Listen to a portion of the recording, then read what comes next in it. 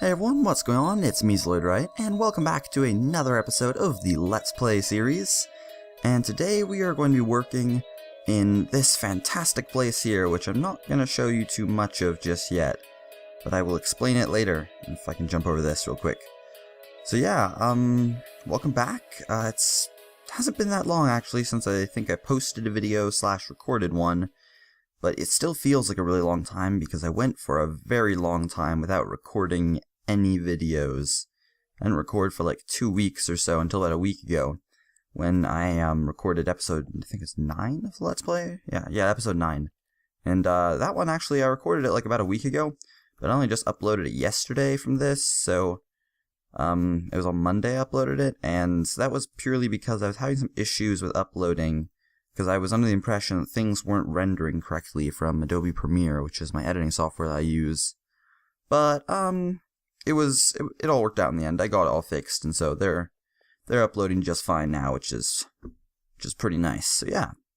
I'm just gonna briefly talk about what we're gonna do in this episode, and there's some pretty exciting stuff that we're gonna do in this episode. So if you didn't see before, you probably saw that I was sort of standing in a ravine-like structure. And if you remember, the end of last episode, I think I basically said that I was going to go out exploring in between episodes, and I have done so, and I've come up with what I think is both a very creative and a very cool solution to the problem of finding, I found one ravine, and it was in a terrible location. I could only find one ravine, and it was tiny. So maybe Amplified just generates terrain on top of ravines, or maybe it doesn't generate very many ravines or something. Maybe the seed just lacks them, I don't know.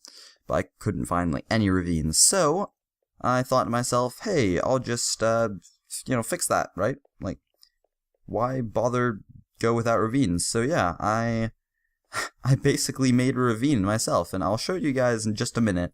But first, I want to show you the land without the ravine. So I'm just going to, thank you, Norton. Every time I record, Norton pops up. It doesn't do it when I'm not recording, but when I am recording, it does. So yeah, if you just give me 1 sec, I will hop into a creative version of this map in a different world, not on this one, so don't worry you guys. I'll hop into a new version of this map, just a world download before I built this awesome structure that I'll show you guys in a minute, and you guys can see for yourself what the train looked like before it was here. So let's do that! Okay guys, so this is it. This is the place where I set up shop, and the ravine specifically that I am referring to. Let me just scroll down in spectator mode right now. It's right here in this location. As you can see, I think it was just dug through this one cave right here where I'm standing basically. But it stretches from just up here, I want to say, on the hill. Like, hold on 1 second, let me just switch into game where I can walk. It just kind of goes all along here and down to about here, I believe, is where it stops. So that is where I built the ravine, and it's a good 35-40 blocks long. So yeah, this is what the terrain looked like before. You see, ignore that nether portal, that was just a test thing in this world, so forget that. Otherwise, this island's unaltered. But yeah, this is an island. It's pretty awesome. It's actually not that far from spawn. Spawn is at, I believe it's minus 200 by 200, or maybe 200 by minus 200? I'm not sure. They're both 200, one's minus, and one's negative, one's positive. Let me just switch back into fast flying mode. So yeah, this is the island I decided to use. It's a pretty nice place. It's got a lagoon over here, as you can see. Let me just switch out of that. There we go, that's better. It's pretty amplified looking. It's got some nice waterfalls over here. It's not very big, which is something that was a major factor in choosing it. I basically was looking for a place that would have some really nice terrain, some nice grass colors, and it wouldn't be overwhelmingly large, and it could have a nice ravine. So I found all but one, so I thought, I'll just make the last one. So that's what I did. So there's a ravine just about here now. So yeah. If you guys like, you could just open up the seed and head to these coordinates. If you can see, about 500 by 1000. They're pretty easy coordinates to remember. And just kind of explore the island for yourself. And the seed is always in the description of the videos. I always put it down there along with the link to the channel of the guy who found the seed. And, ooh, that's kind of cheaty. Sorry, I'm not going to go look at the caves under my base. But yeah, it's always fun to just go in spectator mode, just fly around in worlds. So yeah, just give me 1 second and I'll pop right back into the other world and I'll explain what we're going to be doing this episode. So yeah, see you guys in a minute. Okay, so now I'm back in this world. The the actual survival Let's Play world I use, and you may recognize this terrain, but I doubt very much that you will recognize this ravine. So if you look, it's a pretty large ravine I've dug out. You can just look down there and see it's sizable. So basically what I did is I just started digging down in sort of a diagonal shape, and then I just tried to make it look pretty as natural as I could along the walls. And it starts out a little bit thinner here, and it kind of expands its way down just as it gets towards the bottom. Just something I wanted, because I wanted it to have a nice, like, thin, narrow, almost skyscraper-ish feel, because you'd look up, and high above there'd be like a thin sliver of sky. But yeah, I still want some space on the floor below, and whoa, glass breaks pretty fast.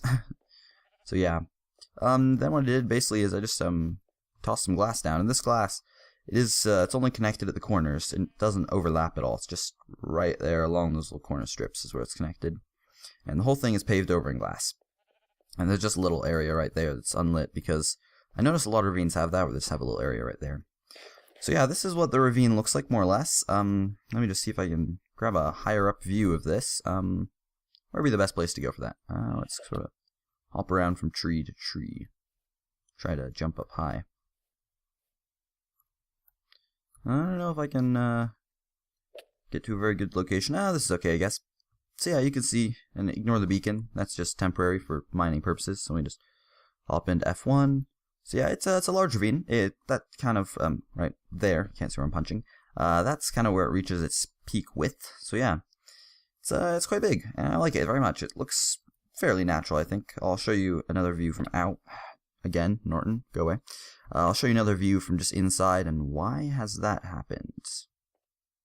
That is wrong. Okay.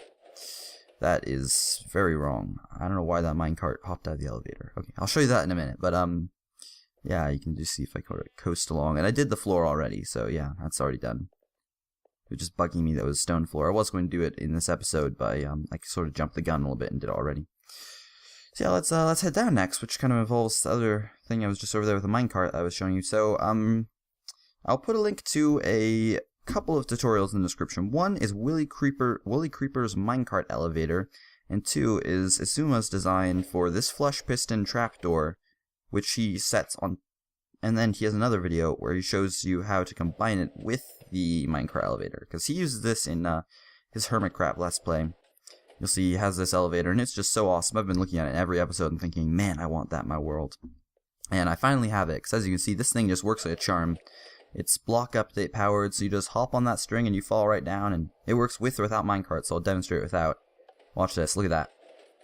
That is just seamless. That method of getting up is just ridiculous. So it's like the most amazing elevator ever, and yeah, this is basically what it looks like from the bottom. So it's just nice to do. Just a hop in terminal, hit the button, you fly up, and it's all good.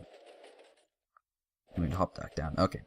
So yeah, that's basically what I've done in the ravine, though, is I've added this elevator, I've added the nether portal, which I've synced up in the nether to the rest of the tunnel system up in the roof, and I've done this floor, which is, you might recognize, some of you might recognize this from the end monument structure I built around it, where it's that kind of chisel quartz and, what's the word I'm looking for, coal blocks. I really like that look. It has a very nice look to it, so it's just kind of along with spruce wood stairs for trim. But the main focus of this episode, and Beacon's just there temporarily, is going to be the storage room. So this is the outline for the storage room, as you can see.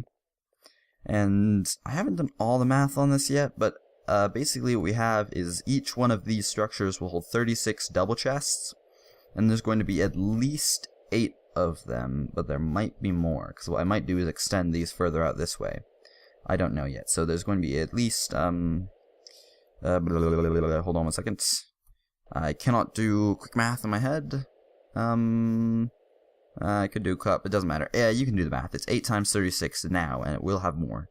So what I want to do in this episode is just sort of get the storage room up and running. I want to decorate it, and it's not going to be automated. I don't like automated storage rooms. Something I really enjoy in Minecraft is just sorting the items. Like, literally, just having lots of chests and, like, marked chests for all the different items and just sorting them out. That's enormously fun to me, so I really like having just these manual storage rooms where it's just walls of chests. So that is what I intend to do, is just fill this place up with chests and no item frames, because I've done that before, and man, does it lag your computer. Although, Do I have Optifind? Yeah, I can zoom in on stuff, so maybe I can get away with item frames. I don't know. We'll see. So yeah, that's basically what I'm going to do. I'm just going to, what I've currently got right here is the actual shape of the room. I've not dug out the space where I would place decoration blocks. Like, if I were going to do that, it would be like, one strip of it would be, like, you know, all these blocks I'm mining out, they would be replaced with the decoration blocks. So for now, it's just the shape of the room, like a skeleton of it in Smoothstone. So what I'm going to do is I'm going to mine this out basically in every direction by one, and that's a little bit risky because in the ceiling in some spots there are ponds above us and there's sand that falls down and then they flood the room, which is really annoying. I dealt with that a lot in kind of this area, and I believe there's also a pond in this area, and you can hear the rain in this room, which I actually quite like. You can hear the weather, which is nice. I used to have a base at one point a long time ago where it's too deep underground for the weather and it made me very sad. So yeah, that's what I'm going to do. I'll join you guys in just a moment. It'll probably be quite a while, actually, for me, because it'll probably be... I'm just recording this kind of early in the morning, so if I've got morning voice, excuse me for that, because it is a little bit early for me to record. But I'll probably see you again later on. So yeah, I'm going to get to work, dig out this place, and I will see you guys in just a moment. I hate creepers. I really do. Okay guys, so I'm back, and it's been a little while. I've gotten all this stuff done. It's actually quite a bit later in the day right now, but yeah, so I've gotten all this digging finished, so this room is now totally ready for, I don't know what to call it, like renovation, decoration, whatever you want to call it. And I've collected a fair amount of smoothstone in the process, as you can see here. And yeah, that's about all I've done, really. I've yet to fix the elevator. It still sort of works, I guess. Doesn't work very nicely, though, if you watch this. You still make it to the top and you get out, but yeah. So I'm gonna have to open up some of those links to the tutorials to all the various components of this elevator and fix it up, because I am lacking in both the appropriate resources necessary and know-how to fix this. So no. Oh, you have to be joking. You have to be joking. Seriously. I hate creepers. I vow to destroy all of them right now, right here and now. I've done this many a time before, but this is it. Right now, I'm seriously, if I ever see a creeper again, I'm gonna run over to it and kill it, because I hate creepers so much. They are the most obnoxious thing. I understand why they're still in the game, but man, are they obnoxious. God, they drive me crazy. Alright, well, yeah, I'm gonna go ahead and I'll fix this elevator up. I'm gonna put a creeper structure around it now, like some fences, and light up the surrounding area with torches or something. And then I guess I'll go and I'll fix up the storage room. So yeah. Until then, I will see you guys a little bit later. I don't know if I'll necessarily record any more today. I might. I hope to at least get this video out tomorrow, so whether I finish the video today or not doesn't really matter. So anyway, I'll see you guys in a little bit with a fixed elevator and a partially decorated room. I'm not going to do too much off camera. I'm just going to start work on some of the stuff around the edges. So yeah, I'll see you guys in a moment. Okay guys, so I just went and took a brief trip to the Nether, maybe like an hour and a half or so, and I just grabbed one chest of quartz and I've stacked it all up here so you guys can see it. So yeah, if you're ever curious as to what one chest of quartz looks like, ta-da! This is what it looks like. So yeah, I'm just gonna demolish this all now, and we're gonna use this in our storage room. Smell that? That's the smell of wealth, of quartz, Minecraft wealth. Yeah, I'll see you guys in a minute. Okay guys, so I am back, and it's been precisely 3 hours since my last cut, and I know this because I timed myself strip mining, and I haven't actually gotten that pillar of nether quartz yet, but I'm getting to it. I'm gonna get that next, but I went strip mining in those 3 hours, and you ready for this? This is probably the best I've ever done strip mining for any length of time, like, ever. This is just ridiculous. Look at this. Boom. Look at that. That is so much stuff. That's from 3 hours. And that's everything I got ores-wise. And then I got, like, I don't know, I had a lot of stone, but I had to throw most of it away so I could carry this all back. That is just a ludicrous amount of stuff right there. So, Yeah.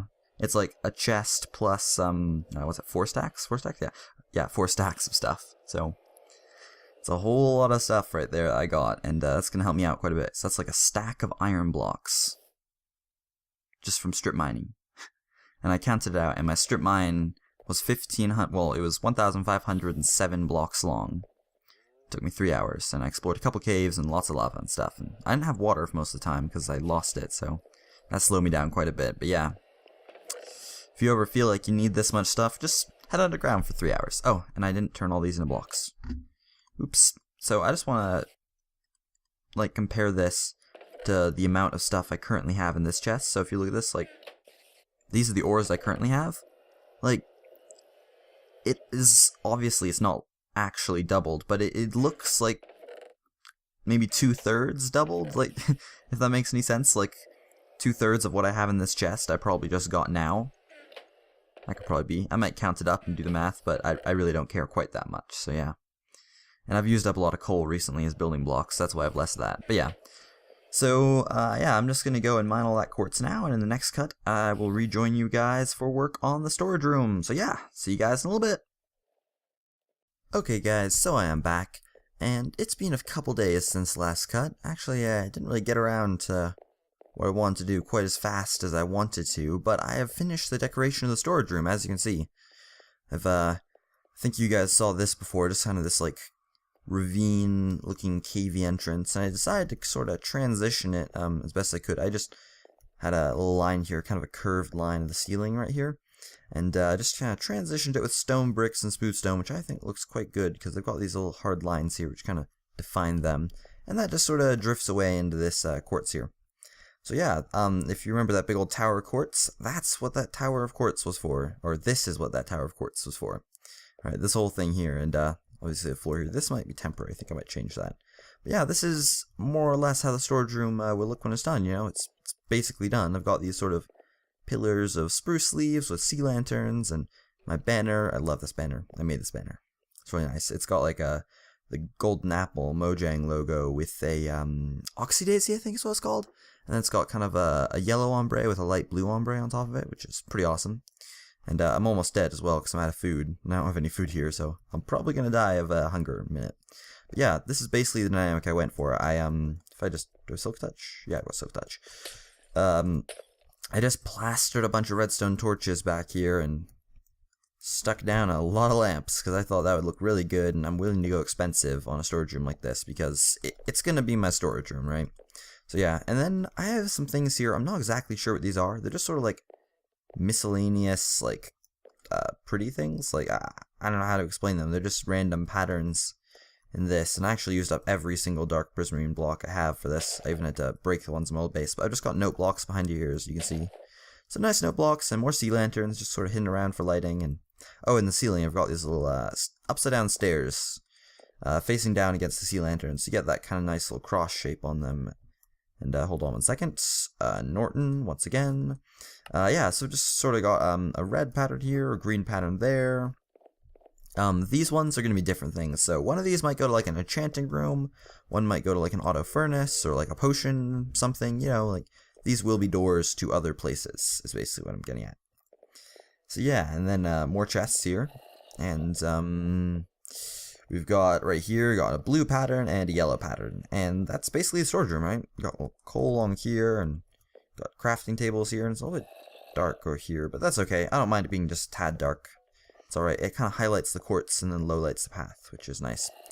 So yeah, that's the finished design that we've got here. And there's actually a couple lakes right above us, and the ground is like ground level right above there. So that's why I can hear mobs. But I don't mind that, because I don't mind hearing the outside world while I'm down in my base, and my mic is kind of, just adjust that so it's a bit more in front of my face. Okay, that might be better for you guys now, the sound, because the pop filter is a bit bent off to the side. If you didn't know, yeah, I use a blue snowball mic with a pop filter. Haven't said that for a few episodes, and it's actually pretty new. I think it's only a couple of videos that I've put out with this mic so far, although I've had it for about a month and a half, maybe a little bit less. So yeah. I have not done the math for how many chests are in this yet, but what I think I'll do is, since I've pretty much done everything I want to in this episode, is I'll just pause real quick, I'll maybe grab some food or something. I'll do all the math for how many chests there are, and then I'll hop back in and I'll tell you guys how many chests it has, and then between the episodes, I'm gonna figure out what kind of system I'm gonna use to tell me what's in the chest, because I don't know about using item frames. That's pretty lag intensive. And signs, I mean, signs are amazing. I don't want to put blocks, like random blocks, because that'll be ugly, so I'm gonna have to figure it out. There might be a way actually to optimize Optifine, because I use Optifine. You can see right there, I'm zooming in. I use Optifine, so maybe there's a way to make item frames lag less, but I don't want to turn this room into lag hell, so I'm gonna do something about that, whatever it is. So yeah, I'll be back in just a second, and I'll tell you guys how many chests there are, and then we'll wrap things up. So see you guys in a minute. Okay, so I've done the math, and I've got a notepad in front of me, and these are my results. So apparently there are 336 double chests, 672 single chests, which combine to make the 336 double chests, and all these chests together have taken, or will take, 1,344 logs. So that's 1,344 logs. That's like, I don't know how many logs. That's a lot of logs. And to make the trap chests, because obviously about half of them, a little bit less, have to be trap chests, it's 250-ish iron, which is not a problem because, as you guys saw earlier, I had that strip mining session. So yeah, in between this episode and the next one, what I think I'm going to do is basically just gonna fill in all the chests here, figure out an organizational system, and then organize all my stuff into these chests. And then we'll have officially moved our base of operations over to here, which will be awesome! And then I've got some plans for the next episode, which involve speed mining. That's all I'm going to say about that, but you know, we've got enough iron and gold and diamond now that I can patch together a full beacon and put on haste 2, so I can speed mine, which means that we have some more possibilities that have opened up, which we will be exploring further in the next episode, but until then, I will keep you in suspense. So thank you everyone for watching, I hope you enjoyed, and if you did enjoy, make sure to leave a like, you know, it lets me know that you guys, you're watching, and that you're enjoying, and that the video was fun for you, and all that, and, oh my gosh, what was that? Oh, I'm taking food damage, uh-oh. Alright, for the end of this episode, I will die, apparently, so yeah. Let me just switch back. Okay, so if you enjoyed, leave a like, comment, subscribe, all that good stuff, and really comment. I love seeing comments. It's my favorite thing about YouTube, so make sure to do that. And until next time, I'll see you guys. This is so distracting. I cannot comment with this going on. I'll see you guys next time. Bye! Okay, here we go. Any second now. It's gonna happen. You know it is. Here we go. Get ready for it. Ready? One more. About to die. You ready? And... oh! Starved to death. That's a first.